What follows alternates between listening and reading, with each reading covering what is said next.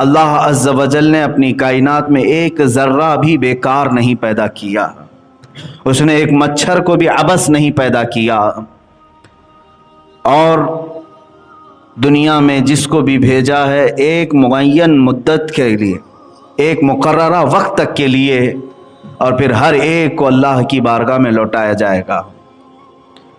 اسی لیے جب کسی کا انتقال ہوتا ہے تو ہماری زبانوں سے بے اختیار نکلتا ہے انا للہ و انا الیہ راجعون، جس کا مطلب ہوتا ہے کہ ہم اللہ ہی کے لیے ہیں اور اللہ ہی کی طرف لوٹنے والے ہیں۔ عزیزان گرامی، جس نے اپنی زندگی کا مقصد اور اپنے یہاں پر زندہ رہنے کا مقصد نہیں سمجھا، وہ سب سے بڑے دھوکے میں رہا۔ لوگ یہ کہتے ہیں کہ فلاں نے مجھے دھوکہ دے دیا، فلاں نے میرے ساتھ چیٹ کیا، بلکہ ایک بزرگ فرماتے ہیں سب سے زیادہ دھوکہ تم خود اپنے آپ کو دیتے ہو۔ دوسروں کا جو کھایا ہوا دھوکہ ہے وہ تھوڑی دیر کے لیے ہوتا ہے، لیکن تم جو خود دھوکے میں مبتلا ہو اپنے آپ کو، یہ برسوں بیت جاتے ہیں، تم نے اپنے آپ کو اس کیفیت سے باہر نہیں نکالا۔ کبھی اپنے جسم کی طرف دیکھو، یہ قیمتی جسم اللہ تعالیٰ نے تمہیں کیوں کر عطا کیا ہے؟ یہ ہاتھ و پیر کی نعمتیں، یہ آنکھ و زبان کی نعمتیں، یہ قوت سماعت، قوت بصارت، یہ تمام قوتیں جو اللہ نے تمہیں بنا کسی معاوضے کے دیا ہے، کیا یوں ہی دے دی گئی ہیں تمہیں؟ ان کا کوئی استعمال؟ تو پھر ظاہر سی بات ہے بندہ جس چیز کے لیے پیدا کیا گیا ہے وہ چیز نہ کرے تو گویا کہ اس نے خود اپنے آپ کو اس دنیا میں سب سے بڑا دھوکہ دیا۔ میرے عزیزو، اپنے آپ کو دھوکہ دینے سے باہر نکل آؤ۔ میں آج یہ کہنا چاہوں گا ان نوجوانوں سے جو اپنی زندگی کا مقصد نہیں سمجھ سکے، کسی دن آ کر پوچھ لیتے کہ ہماری تخلیق کا کیا مقصد ہے، ہمیں کیوں بنایا گیا ہے، اس دنیا میں مجھے کیوں بھیجا گیا ہے، میں یہاں کیوں زندہ ہوں۔ حد تو یہ ہے کہ جو کسی چیز کی تحقیق کرتا ہے، ریسرچ کرتا ہے، اسے سائنسدان کہتے ہیں۔ ایٹم پر تحقیق کیا، ذرے پر تحقیق کیا، زمینوں پر تحقیق کیا، آسمانوں پر تحقیق کیا، انسان نے کن چیزوں پر تحقیق نہیں کیا ہے؟ اور جس مادے پر انسان تحقیق کرتا ہے وہ اتنا بلندی پر جاتا ہے کہ دنیا اسے سائنسدان کہتی ہے، سائنٹسٹ کہتی ہے۔ اور اسلام سب سے پہلے تمہیں خود اپنے آپ پر تحقیق کرنا سکھاتا ہے۔ عزیزان گرامی، اسی لیے مشہور قول ہے من عرف نفسہ فقد عرف ربہ، جس نے اپنے آپ کو پہچانا اس نے اپنے رب کو پہچان لیا۔ خود اپنے متعلق سب سے پہلے معلومات حاصل کر لے کہ میرا بچپنا کیوں ہے، میری جوانی کیوں ہے، مجھے اگر بڑھاپا دیا گیا ہے تو کیوں ہے، میری سانسوں کا کیا حساب کتاب ہے، میں اس دنیا میں ساری سہولتیں کھا پی کر کے استعمال کر کے کیوں رہ رہا ہوں؟ کوئی تو مقصد ہوگا۔ مثال کے طور پر آپ کو اچانک کسی نے 5 اسٹار ہوٹل میں بلایا، وہاں پر طرح طرح کے کھانے لگے ہوئے تھے، بہترین روم ہیں، آپ گئے اور وہاں کے کھانے بھی استعمال کرتے رہے، وہاں کے رومز بھی استعمال کیے، وہاں کا پانی استعمال کیا، جو جو سہولیات تھیں وہاں پر سب آپ نے استعمال کیا، لیکن کیا یہ آپ کا فرض نہیں بنتا کہ آپ کو دعوت کس کام کے لیے دی گئی تھی؟ وہاں پہ اس 5 اسٹار ہوٹل میں کوئی پارٹی تھی، کسی کی شادی، کسی کا ولیمہ، کسی کا عقیقہ، کیا تھا؟ کیوں بلایا گیا تھا آپ کو؟ کیوں بلایا گیا؟ ایک بڑے فنکشن ہال میں آپ کو کیوں بلایا جاتا ہے؟ آپ کو تو یہ معلوم ہی ہوتا ہے مجھے فلاں کی شادی میں بلایا گیا، ولیمے میں بلایا گیا، عقیقے میں بلایا گیا، منگنی میں بلایا گیا، آپ کو معلوم ہوتا ہے کیوں بلایا گیا ہے۔ بغیر آپ کو معلوم ہوئے آپ وہاں جا کر کے موج مستی کرتے رہیں تو آپ کو پاگل کہا جائے گا، اسے پتہ ہی نہیں ہے یہاں ہو کیا رہا ہے، صرف عیاشی کرنے کے لیے آ گئے۔ عزیزان گرامی وقار، تمہارے اس کائنات میں جلوہ گر ہونے سے پہلے اللہ تعالیٰ نے کیا چیزیں تمہارے لیے نہیں سجائیں۔ یہ زمین کا مضبوط بچھونا، آسمان کا مضبوط چھت بغیر پلر کا، یہ کائنات میں سرسراتی ہوئی ہوائیں اور تمہارے لیے مفت سانسیں، تمہارے لیے پانی کی فراوانی، روشنی کا انتظام، سونے کے لیے الگ تمہیں نیند کے غلبے، بھوک لگے تو کھانے کی تمام چیزیں، یہ سب چیزیں مہیا کر دی گئیں، تو تم آئے کیوں یہاں پر؟ اس کائنات میں کیوں آئے؟ کیا مطلب تھا، کیا مقصد تھا؟ اسی مقصد تخلیق کو قرآن کہتا ہے سورہ زاریات کی آیت، وَمَا خَلَقْتُ الْجِنَّ وَالْإِنسَ إِلَّا لِيَعْبُدُونَ۔ اللہ تعالیٰ فرماتا ہے ہم نے جنات اور انسانوں کو صرف میری عبادت کے لیے بنایا ہے، اپنی عبادت کے لیے بنایا ہے۔ سمجھ میں آیا کہ ہمیں کائنات میں اللہ نے اگر بھیجا ہے تو اس کی عبادت کے لیے بھیجا ہے۔ عزیزان گرامی، اسی بات کو میں نے اس سے قبل بھی دہرایا تھا کہ انسان باقی ساری چیزیں کر لیا لیکن جس کا مقصد کے لیے وہ آیا تھا اسی میں وہ ادھورا رہ گیا، یعنی عبادت، اللہ کی رضا حاصل کرنا، یہ سب کا مقصد تھا، اسی لیے تمہیں بنایا گیا تھا۔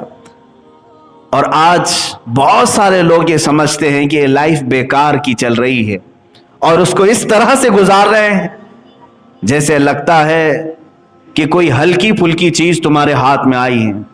اتنی قیمتی زندگی اللہ تعالیٰ نے تمہیں دی ہے کہ اگر سانس تمہاری رک جائے تو کروڑوں دے کر کے بھی کسی ڈاکٹر سے سانسیں واپس نہیں لا سکتے۔ ایک بار تمہاری دھڑکن رک جائے تو لاکھوں کروڑوں اربوں دے کر کے بھی اس دھڑکن کو واپس نہیں لا سکتے۔ اتنی قیمتی لائف تمہارے ہاتھوں میں آج موجود ہے، لیکن اس کا مقصد نہ سمجھ کر کے اپنے آپ کو عیاشیوں میں اور بیکار زندگی میں گزارنا، گویا کہ انسان کا خود اپنے آپ کو دھوکہ دینا ہے۔ مجھے بتاؤ کتنے لوگوں نے اپنے آپ کو دھوکہ دیا؟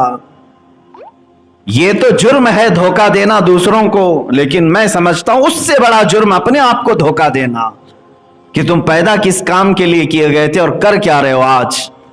مجھے بتاؤ اے بچوں، جوانوں، کیا تمہاری راتیں اسی لیے بنائی گئی ہیں کہ تم رات بھر بیٹھ کر گیم کھیلو؟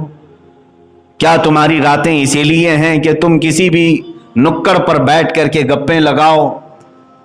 کیا تمہاری راتیں اسی لیے ہے کہ لوگوں کے عیب جوئی کرو؟ کیا تمہارے دن اسی لیے ہیں کہ تم اپنے طبیعت اور اپنی خواہشات کے لیے ڈانس بار، کبھی کلب، کبھی فلاں جگہ، نشے کے اڈے، تاش کے پتے، شراب کی بو، یہ تمام چیزیں زندگیوں میں ایسی لائی گئیں؟ کیا آپ نے کبھی یہ سوچا کہ اسی لیے میں دنیا میں آیا ہوں؟ نہیں میرے عزیزو، کسی اور نے نہیں، تمہیں اس راستے پر تمہارے نفس نے دھوکہ دیا ہے، اپنے آپ کو دھوکہ دے کر کے صراط مستقیم سے ہٹا دیا ہے۔ عبث نہیں پیدا کیے گئے، بیکار نہیں پیدا کیے گئے۔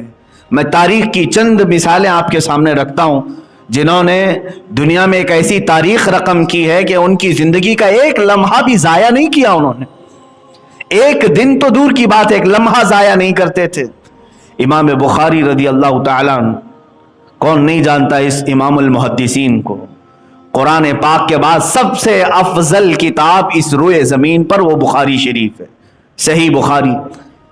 آپ پڑھنے کے لیے جب بیٹھتے تھے یا احادیث کا مطالعہ کرتے تو رات پوری گزر جاتی، تھوڑی دیر آپ آرام کرتے، اس کے بعد جب مطالعے کے لیے بیٹھتے تو فجر کی اذان ہونے کے قریب آ جاتی اور وہ احادیث پلٹتے رہتے ہیں اور اس میں غور و فکر کرتے رہتے۔ پہلے ایسا ہوتا کہ صبح صادق جب ہو جائے تو مرغے بانگ دیتے، بانگ دینا سمجھتے ہوں کہ مرغا پکارتا ہے۔ اب مرغوں کے پالنے کا بھی سسٹم ختم ہو گیا ہے، سب دیسی مرغوں کی جگہ برائلر چکن نے لے لیا ہے، یہ سارے تو جنگلی کہلانے لگ گئے اب، حالانکہ اس کی فضیلت آئی ہے یہ دیسی مرغے کی، اس کو مارنے سے بھی منع کیا گیا، کہا گیا کہ اس کو اذیت نہ دو، اس لیے کہ لوگوں کو صبح کی اذان کے طور پر جگاتا ہے۔ تو پہلے یہی ہوتا تھا کہ برابر وقت پر صبح صادق پر مرغا بانگ دیتا اور لوگ یہی سمجھتے کہ اب فجر کا وقت ہو چکا ہے، وہ برابر فجر کے وقت پکارتا اور اس مرغے پر لعنت بھیجی گئی ہے جو آدھی رات میں پکارتا ہے، کہا گیا وہ شر ہے، وہ شیطانی ہے، خیر، امام بخاری رحمۃ اللہ تعالی علیہ کچھ لکھ رہے تھے یا پڑھ رہے تھے، مرغے نے بانگ دی، تو جیسے ہی مرغا بانگ دیتا آپ اپنی کتاب بند کر دیتے اور مسجد کی طرف چلے جاتے۔ نماز کا وقت ہو چکا ہوتا جب آپ فجر کی ادائیگی کے لیے آتے۔ امام بخاری رحمۃ اللہ تعالی علیہ نے ایک رات مرغے کی آواز سنی، اپنا مطالعہ بند کیا، اپنی کتاب بند کی اور نکل پڑے۔ مسجد آئے تو پتہ چلا ابھی فجر کا وقت ہونے میں کافی ٹائم باقی ہے۔ کافی ٹائم کا مطلب آدھا گھنٹہ، آدھا سے پونا گھنٹہ ہوگا، اتنا وقت باقی تھا ابھی طلوع صبح صادق کے لیے۔ امام بخاری رحمۃ اللہ تعالی علیہ کو جلال آ گیا، حالانکہ اگر کوئی وقت سے پہلے مسجد میں آ جائے تو ثواب ہی ہے، کیا خرابی ہے۔ امام بخاری رحمۃ اللہ تعالی علیہ اس قدر جلال میں آئے کہ آ کر کے آپ نے ایک جملہ کہا کہ اللہ اس مرغے کو قتل کر دے، قاتل اللہ ھذا الدیک، اللہ اس مرغے کو قتل کر دے جس نے میرے مطالعے کے وقت کو برباد کیا، جو میری پڑھائی کا وقت تھا اس نے اس میں سے، اس کی آواز کی وجہ سے میں اٹھ گیا، میرا اتنا وقت اس نے خراب کیا۔ مرغا فجر کی اذان سے پہلے ختم ہو چکا تھا، مر چکا تھا۔